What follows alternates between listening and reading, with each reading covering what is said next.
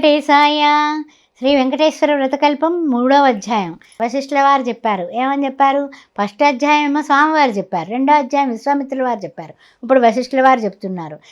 శ్రీమన్నారాయణ అనుగ్రహం గురించి వశిష్ఠుల వారు, మహాముని అయినటువంటి వశిష్ఠుల వారు, కలియుగ వాసులారా, శ్రీనివాసుని ప్రియభక్తులారా, వైకుంఠంలో ఉండేటటువంటి శ్రీమన్నారాయణుడే నేటి కలియుగ దైవమైనటువంటి తిరుమల వాసుడు. అందువల్ల మీ యొక్క తిరుమల కొండపై ఆయన అవతరించాడు కాబట్టి నిత్య కళ్యాణం పచ్చతోరణంగా ఉంది సుమా అని వారు చెబుతూ వ్రతం గురించి చెప్పుకొస్తూ, అవంతి దేశంలో భాగ్యనగరం అనే పట్టణం ఉంది. ఆ పేరుకు తగ్గినటువంటి ఆ నగరంలో వాళ్ళందరూ భాగ్యవంతులేనట. అందరికీ డబ్బే, అందరికీ ఆస్తులే, అందరూ గొప్పవాళ్ళే. సరే, వాళ్ళందరికీ కూడా ఎప్పుడైతే మనకి డబ్బు ఎక్కువైపోయి, తర్వాత ఆస్తులు ఎక్కువైపోయి, గర్వం, అహంకారం, అహం దేహస్మి అనే అహంకారంతో వాళ్ళందరి కళ్ళు మిన్ను కానక, వాళ్ళు దేవుణ్ణి స్మరించక, వాళ్ళ అహంకారంతో ఉంటూ ఉన్నారు. సరే, శ్రీమన్నారాయణుడికి కోపం వచ్చింది. ఏ విధంగా? వీళ్ళందరికీ జ్ఞానోదయం తప్పనిసరిగా చేయాలి అని అనుకొని ఆయన విందులు విలాసాలతో ధనవంతులందరూ తేలుతున్నారు అని వీళ్ళందరికీ బుద్ధి చెప్పాలనేసి అనుకున్నాడు. అనుకొని తూర్పు వీధిలో ఉన్నటువంటి లక్ష్మీనారాయణ గుడిలో వీళ్ళందరూ చక్కగా మంచి మంచి బట్టలు, దుస్తులు ధరించి, గుర్రాలెక్కి, తర్వాత ఏనుగులెక్కి, లేకపోతే మంచి మంచి వాహనాలెక్కి వీళ్ళు తిరుగుతూ ఒకళ్ళింటికి ఒకళ్ళు వెళుతూ విందులు విలాసాలతో తేలియాడుతున్నారు. లక్ష్మీనారాయణుడు గుళ్ళో దీపం పెట్టే నాదుడు లేడు. అది పరిస్థితి. అంతటి విలాసాల్లో ఉన్నారు వీళ్ళందరూ, ఈ యొక్క శ్రీమంతులందరూ. అప్పుడు ఏం చేయాలి? ఆ రోజు తులాకాదశి పర్వదినం. తులాకాశి నాడు వెంకటేశ్వర స్వామిని కానీ, శ్రీమన్నారాయణుడు కానీ ఎవరైతే పూజిస్తారో వాళ్ళకి తప్పనిసరిగా ఆయన కటాక్షం దొక్కుద్ది.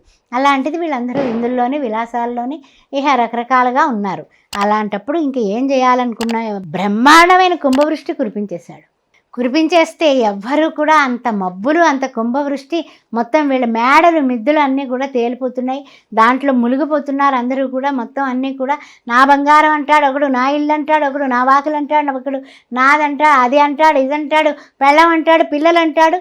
తనకి తాను కూడా మునిగిపోయే పరిస్థితిలో చాలా మొత్తం ఏంటంటే ఆ కుంభవృష్టితో అంతా కూడా అల్లకల్లోలం అయిపోయిన పరిస్థితి ఏర్పడి ఆఖరికి కట్టుబట్టలతో మిగిలారు వీళ్ళు ఎవ్వరికీ ఏమీ లేదు. సరే, ఇంతకీ ఎందుకు ఇంత ఉపద్రవం వచ్చింది? ఎందుకు జరిగింది? అసలు ఎవరికీ అంతు పట్టట్లేదు. ఇంత అల్లకల్లోలం ఏం జరిగింది? మనం ఏం తప్పు చేశాము అని ఒక్కసారి వీళ్ళకి కొంచెం ఆలోచనలోకి వచ్చారు. అంటే ఏమీ లేకపోతే అన్ని ఆలోచనలే కదండి. ఉన్నంతసేపు అహంకారంతో ఏ ఆలోచన లేదు.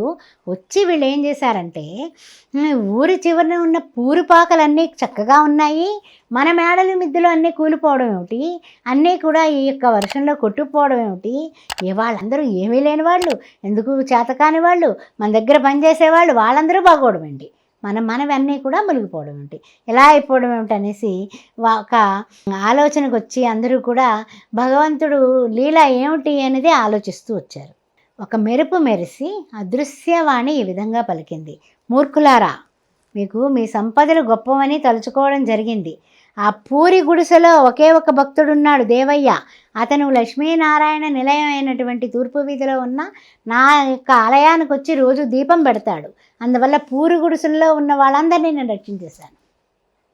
మీరందరూ వివేకం, విచక్షణతో లేకుండా భగవంతుడైనటువంటి నన్ను మరచి విందులు విలాసాల్లో తేలి ఆడారు కాబట్టి ఎలా వచ్చినవో అలా పోయాయి సుమా అని చెప్పడం జరిగింది. చెప్పగానే అప్పుడు ఆ గుడిసెల్లో వాళ్ళందరూ ఇలా రక్షించబడటానికి, ఇవన్నీ ఇలా పోవడానికి కూడా మన యొక్క భక్తి లేకపోవడమే సుమా అన్నది వాళ్ళందరికీ అవగతమయ్యి, లక్ష్మీనారాయణ స్వామి అయినటువంటి ఆ వైకుంఠవాసుడైన తిరుమల వాసుని అందరూ కూడా మమ్మల్ని రక్షించమని ఆలయానికి వెళ్ళి మొక్కుకొని శ్రీ వెంకటేశ్వర స్వామి వ్రతకల్పం తలకో పని చేసుకుంటూ అందరూ కూడా మొత్తం అన్నీ సమకూర్చుకొని వెంకటేశ్వర వ్రతకల్పాన్ని చదువుకున్నారు, పూజ చేశారు. అన్నీ చేసిన తర్వాత ప్రతి ఏకాదశికి చేస్తుంటే ఆ యొక్క ఏదైతే ఎలా అయితే కొట్టుకుపోయాయో ఇవన్నీ కూడా మేడలు, మిద్దులు అన్నీ తేలాయి, అన్ని ఐశ్వర్యాలు వచ్చాయి. అందరూ ఆయురారోగ్యాలతో సకల సంపదలతోటి కూడా సుఖంగా వెంకటేశ్వర స్వామి నామమహత్యాన్ని గోవిందా గోవిందా గోవిందా ఏడుకొండలవాడ వెంకటేశ్వర అని అనుకుంటూ చక్కగా సకల సౌభాగ్యాలతో ముక్తిని సాధించగలిగారు. ఇది శ్రీ వశిష్ఠుల వారు మనకి వివరించారు. ఇది 3వ అధ్యాయం సమాప్తం. గోవిందా గోవిందా గోవిందా వెంకటేశ్వర గోవిందా. శ్రేయకాంతాయ కళ్యాణ నిధయే నిధయేద్ధినాం శ్రీ వెంకట నివాసాయ శ్రీనివాసాయ మంగళం. ఓం నమో వెంకటేశాయ. ఓం నమో వెంకటేశాయ. మరి ఆస్ట్రో భాగ్యలక్ష్మి అనే ఈ ఛానల్ని స్వామివారి దయతోటి మీరందరూ కూడా సబ్స్క్రైబ్ చేసుకోండి. వెంకటేశ్వర స్వామి గురించి రకరకాలైనటువంటి కథల గురించి స్వామివారి అనుగ్రహంతో ప్రతి వారం కూడా మీ ముందుకు నేను వస్తూనే ఉంటాను. అంతేకాకుండా జాతకంలో ఏమైనా లోపాలున్నా, జాతక చక్రాలు వేయాలన్నా, పిల్లలు పుట్టడానికి ముహూర్తాలు పెట్టాలన్నా, ఏ శుభముహూర్తమైనా సరే పెట్టడం జరుగుతుంది. అంతేకాకుండా కుంభ వివాహాలు, కదలి వివాహాలు కూడా చేయించబడతాయి. జాతక రీత్యా ఏ విషయంలో అయినా సరే 9866044439ని సంప్రదించండి. అంతేకాకుండా 16 సంవత్సరాలుగా స్వామివారి అనుగ్రహంతో నేను శ్రీ సౌభాగ్య మ్యారేజ్ బ్యూరోని నడిపిస్తున్నాను. అందువలన ఎవరైనా వివాహం కాని వాళ్ళకి, మన హిందువులైతే చాలు, ఏ వర్ణమైనా సరే అందరికీ ఆహ్వానమే పలుకుతుంది శ్రీ సౌభాగ్య మ్యారేజ్ బ్యూరో. మేము స్వయంగా చూసి తప్పనిసరిగా మంచి సంబంధాలు పంపిస్తూ ఉంటాము. మీ యొక్క బయోడేటా, ఫొటోస్ అన్నీ కూడా క్రింది నెంబర్లకి పంపించండి. ఓం శ్రీ మాత్రే నమః. ఓం నమో వెంకటేశాయ.